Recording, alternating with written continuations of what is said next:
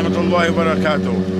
ألف شكر للداعم اللي نظر إلى حيلتنا وسبق اجوا يشفطوا لنا نقلتين، وجزاه الله خير اللي ساعدنا وطلع بحيلتنا، وانا له من الشاكرين. وبطل عروسنا والله يكون معهم، وكل شيء من سعى لهالمخيم البراء فيها باردة.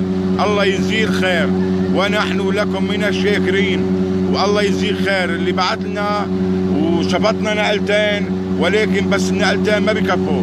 هي الجورة اللي تحتنا هون فيها اقل شيء 6-7 نقلات، وهلا هناك جورة قويمة، والجيرون الحموصنا نزلت عليها مياه المجاري الصحية.